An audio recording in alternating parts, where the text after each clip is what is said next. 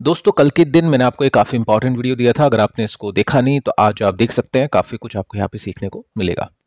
दोस्तों बात करते हैं मोमेंटम इन्वेस्टिंग को लेकर कि किस तरह से इन्वेस्टर मोमेंटम का फायदा उठा के short term to medium term में प्रॉफिट बनाते हैं। और मोमेंटम इन्वेस्टिंग स्टॉक्स में होती है, ईटीएफ्स में होती है और म्यूचुअल फंड में भी हम बोल सकते हैं कहीं ना कहीं मोमेंटम इन्वेस्टिंग हो जाती है, क्योंकि वहाँ पे एग्जिट जो लोड होता है वो 15 डेज का होता है। ऐसा नहीं कि आपको 1 साल तक होल्ड करना पड़े। तो म्यूचुअल फंड के ऊपर डिस्कशन यहाँ पे अभी नहीं होगा, ईटीएफ के ऊपर हम बातचीत करने वाले हैं। तो किसी को नहीं पता है ईटीएफ क्या होता है तो उसकी फुल फॉर्म आप यहाँ पर देख सकते हैं। फुल फॉर्म आपको पता चलेगी, एक्सचेंज ट्रेडेड फंड।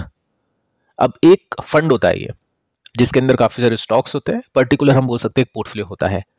लेकिन एक पोर्टफोलियो टोटल एक इंडिविजुअल स्टॉक की तरह काम करता है कि आप एक ही स्टॉक को बाय करके, यानी एक ही ईटीएफ को बाय करके आप जो भी उसमें कंपनीज है उनको बाय कर सकता है।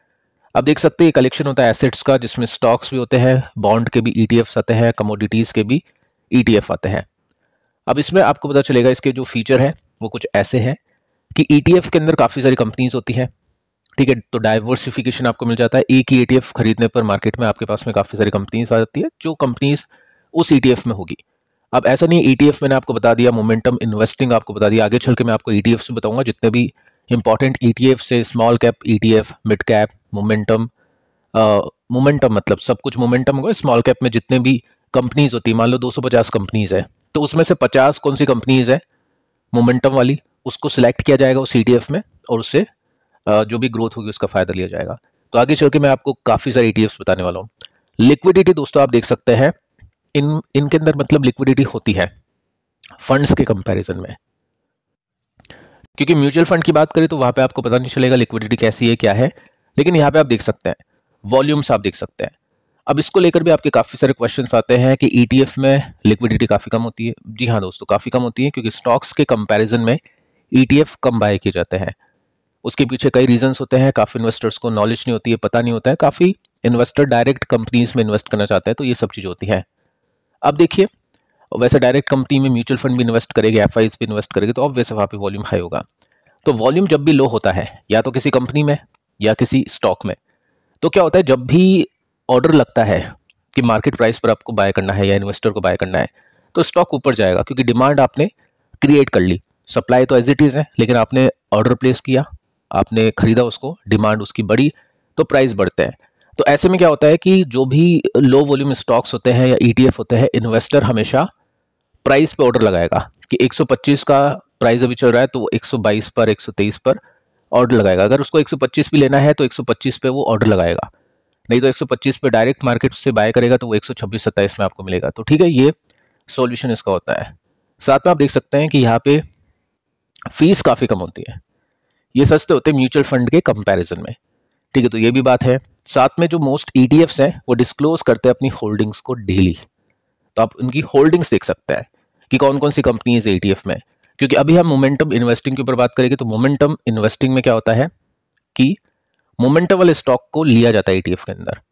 अब किसी कंपनी में मोमेंटम नहीं है, कोई स्टॉक मोमेंटम में था बट अब नहीं है, उसमें रिवर्सल हो चुका है, तो उसको हटा देंगे, उसकी जगह कोई दूसरा जो भी मोमेंटम स्टॉक होगा उसको लाएंगे। तो ये होल्डिंग्स आपको पता चलती रहती है। अब देखिए मोमेंटम इन्वेस्टिंग क्या होता है उसको देखते हैं। सो मोमेंटम इन्वेस्टिंग दोस्तों एक स्ट्रैटेजी है जहां पे इन्वेस्टर बाय करता है एसेट को जिसने अप ट्रेंड दिखाया है, और सेल करता है ऐसी एसेट्स को जो डाउन ट्रेंड के अंदर है। अब इसका मतलब यह है कि जो भी स्टॉक या जो भी ईटीएफ या जो भी एसेट पास्ट में अच्छा परफॉर्म कर चुकी है, इन्वेस्टर ये समझता है कि आगे भी वो कंटिन्यू नियर फ्यूचर में अच्छा परफॉर्म करेगी। और जो भी एसेट खराब परफॉर्म कर चुकी है, जो भी स्टॉक नीचे जा रहा है, ट्रेंड उसका वीक है, तो शॉर्ट टर्म में वो नीचे ही जाएगा, ठीक है। तो इसको बोलते हैं मोमेंटम इन्वेस्टिंग, कि जो स्टॉक अच्छा परफॉर्म कर रहा है उसको बाय करते हैं और जो खराब परफॉर्म कर रहा है उसको बेचते हैं। अब देखिए कॉन्सेप्ट इसके अंदर ऐसा है कि आपको जो भी स्टॉक अच्छा कर रहा है, ऑब्वियस आप देखोगे उसका पास्ट परफॉर्मेंस, तो आपको वो स्टॉक महंगा ही मिलेगा। आप बॉटम पे तो लोगे नहीं, बॉटम में आपको पता ही नहीं चलेगा कि उसमें रिवर्सल भी होगा, वो अप ट्रेंड में भी जाएगा, या फिर गिरावट में आप लोगे नहीं, क्योंकि आपको पता नहीं है कि उसमें रिवर्सल कब होगा, क्या होगा। तो स्टॉक हाई पे लेना होता है, बाय हाई और सेल हायर, यानी आपने ऊपर लिया और उसको और ऊपर जाके बेचा, ठीक है। तो ये ट्रेडिशनल जो इन्वेस्टिंग होती है कि बाय लो सेल हाई, ये नहीं होता है इसके अंदर। इसमें आपको ऊपर ही लेना पड़ता है और उसको और ऊपर बेचना होता है। ठीक है, तो यहाँ पे इन्वेस्टर बिलीव करता है या उसका बिलीफ होता है कि जो साइकोलॉजी है वो कंटिन्यू रहेगी बाइंग की। इंडिकेटर्स यूज की जाते हैं और ये बेसिकली ये आपको थोड़ा सा ध्यान में रखना है, short term to medium term focused होते हैं। अब ऐसा नहीं कि मोमेंटम फंड्स में इन्वेस्टिंग नहीं होती है, लेकिन हाँ वहाँ पे अगर इन्वेस्टर शॉर्ट टर्म के हिसाब से या मोमेंटम के हिसाब से प्ले करेगा तो उसको ज़्यादा फायदा होगा। ठीक है, क्योंकि जब मोमेंटम ब्रेक होता है तो वो एग्जिट करके थोड़ा सा और नीचे ले सकता है। तो मोमेंटम जो ETFs होते हैं या जो मोमेंटम पोर्टफोलियोज होते हैं उसमें थोड़ा सा एक्टिव होना पड़ता है। अगर आप एक्टिव नहीं होंगे तो कोई दिक्कत नहीं है, मार्केट के हिसाब से जब मोमेंटम ETFs गिरते हैं तो मार्केट से ज़्यादा गिरते हैं, और जब मार्केट से तेजी भी होती है उसके अंदर जब मार्केट अच्छा परफॉर्म करता है। एग्जाम्पल आप देख सकते हैं, कोई कंपनी है या कोई स्टॉक है जो पिछले 3 महीनों में 15% के साथ में बढ़ चुका है, अच्छे ट्रेडिंग वॉल्यूम आ रहे हैं उसके, तो मोमेंटम इन्वेस्टर उसको हो सकता है बाय करे, एक्सपेक्ट करे कि आगे जो ट्रेंड है कंटिन्यू रहेगा। ठीक है, तो ये सब चीज़ें आपको देखनी होती है। अब इसके फायदे क्या है उसको देखते हैं। क्विक गेन्स मिलते हैं क्योंकि शॉर्ट टर्म में जो उसका मूव है, जो उसका मोमेंटम है, उसकी वजह से चांसेस काफ़ी हाई होते हैं कि स्टॉक अच्छा परफॉर्म करे।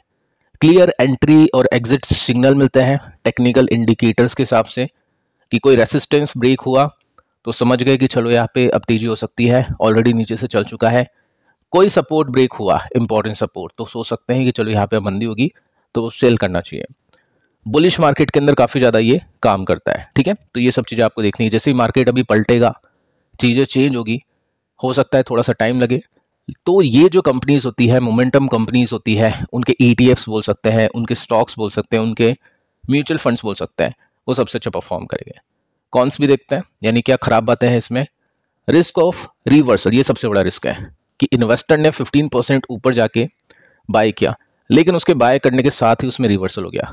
तो यहाँ पे सबसे बड़ी गलती इन्वेस्टर ये करेगा, उसको होल्ड करके सोचेगा कि चलो मैं उसको रखता हूँ, उसको दिखेगा नंबर्स खराब आ रहे हैं, उसको दिखेगा कि कंपनी में ये प्रॉब्लम है, उसको दिखेगा कि सेल्स कमा सकती है, प्रॉफिट कमा सकती है, स्टिल वो बेचेगा नहीं, तो उसको होगा नुकसान और नीचे बेचना पड़ेगा उसको, या फिर जो भी है टाइम देना पड़ेगा। तो रिस्क ऑफ रिवर्सल होता है कि खरीदने के बाद में अगर 20, 25, 30, 35 या डबल ट्रिपल होने के बाद में रिवर्सल होता है तो ठीक है, आराम से उसको थोड़ा सा नीचे आने पर बुक कर लेता है, लेकिन खरीदते ही हो गया रिवर्सल तो ये दिक्कत हो जाती है।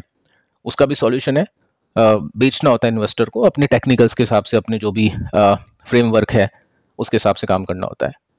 अब देखिए टर्नओवर, फ्रीक्वेंट ट्रेडिंग होती है, ट्रांजैक्शन ज़्यादा आएंगे, वो चीज़ सब में होती है, स्टॉक्स में भी होती है, अब वो उसको तो अवॉइड कर ही नहीं सकते हैं। परफॉर्मेंस को आप चेज करोगे तो हो सकता है आप बाय कर लो पीक पर, मतलब यही जो फर्स्ट पॉइंट हमने देखा कि काफ़ी ऊपर या टॉप पे ही खरीद लिया उसको, तो रिस्क ऑफ रिवर्सल होगा और उस समय बेचना ही पड़ेगा, नहीं तो फिर वो काफ़ी नीचे स्टॉक या जो भी ETF होगा चल जाएगा। अब देखिए हम ETFs को देखते हैं कि कौन कौन सी ETFs हैं, इनकी लिस्ट आप बना सकते हैं, वॉच लिस्ट में रख सकते हैं, काफ़ी इंपॉर्टेंट है। अब देखिए निफ्टी 200 होती है, यानी निफ्टी 50 होती है, निफ्टी 100 होती है, 50 में 50 कंपनीज, 100 में 100 कंपनीज और 200 में 200 कंपनीज। तो इन 200 कंपनीज में से कौन सी 30 कंपनीज है, कौन सी ऐसी 30 कंपनीज है जिनके स्टॉक्स मोमेंटम में है, तो वो इस फंड में होते हैं। अगर कोई स्टॉक का मोमेंटम टूट जाता है, रिवर्स हो जाता है, तो उसको हटा देते हैं। लेकिन दोस्तों टोटल मार्केट ही रिवर्स हो रहा है और सारी कंपनीज के स्टॉक रिवर्स हो रहे हैं, तो उसमें से कुछ नहीं हटता, उसमें हटा के फिर कौन सा स्टॉक हम लेंगे।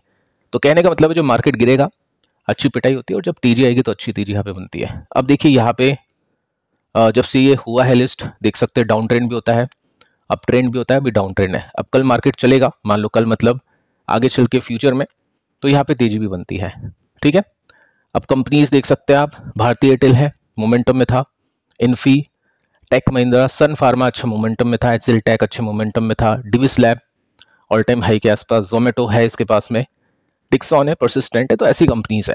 अब टोटल मार्केट अगर नीचे है तो हर एक कंपनी का स्टॉक नीचे होगा, परसिस्टेंट ज़्यादा पिट रहा है, अभी आप देख सकते हैं डिक्सॉन भी काफ़ी गिर गया, तो ये भी गिरेगा।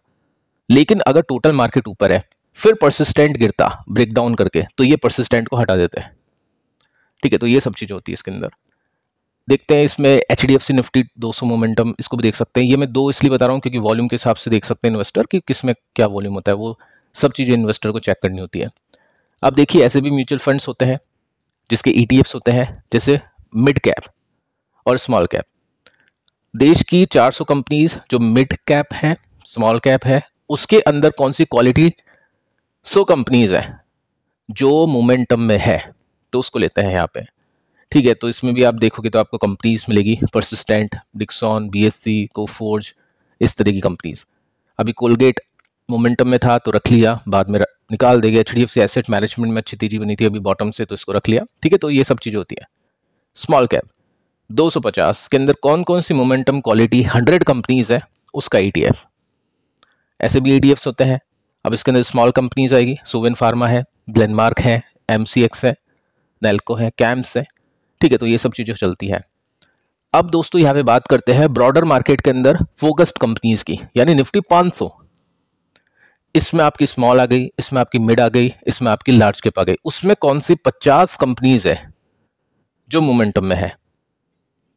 ठीक है, तो ये सब चीजें एक देख सकते हैं आप इसमें। यहाँ पे परफॉर्मेंस एक साल में तो 30% नीचे हो चुका है ये, लेकिन जब तेजी बनेगी तो अच्छी तेजी बनेगी। अब इसमें भी स्टॉक को देखें तो डिविस लैब है, टेक महिंद्रा है, ये जो भी मोमेंटम कंपनीज होती है वो आ जाती है इसके अंदर। तो मोमेंटम इन्वेस्टिंग इस तरह से की जाती है। अब काफ़ी जो इन्वेस्टर हैं वो क्या करते हैं, होल्ड करते हैं आगे के लिए, और काफ़ी जो इन्वेस्टर है वो ट्रेडिंग भी करते हैं, क्योंकि एक्सचेंज ट्रेडेड फंड है। तो सेलिंग, उसके बाद में जैसे रिवर्सल देखा बाइंग, उसके बाद में जैसे यहाँ पे देखा रिवर्सल हो गया तो सेलिंग। अब जब भी ब्रेकआउट मिलेगा तो बाय करेंगे, ऐसे सेल करेंगे।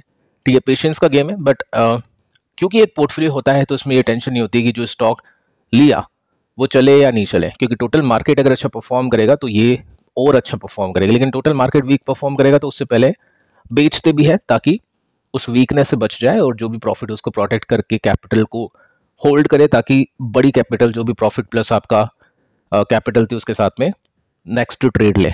तो इस तरह से यहाँ पे कामकाज होता है। सिखाने के पर्पज से था दोस्तों, ऐसा नहीं कि आपको इनको खरीदना है, इनको बेचना है। मोमेंटम इन्वेस्टिंग क्या होती है, उसके साथ में ETF कैसे रोल प्ले करते हैं, वो मैंने आपको सिखाने की कोशिश की है। पिछले वीडियो को देख लेना, काफी इंपॉर्टेंट है। मिलते हैं अगले वीडियो में, तब तक के लिए बाय बाय।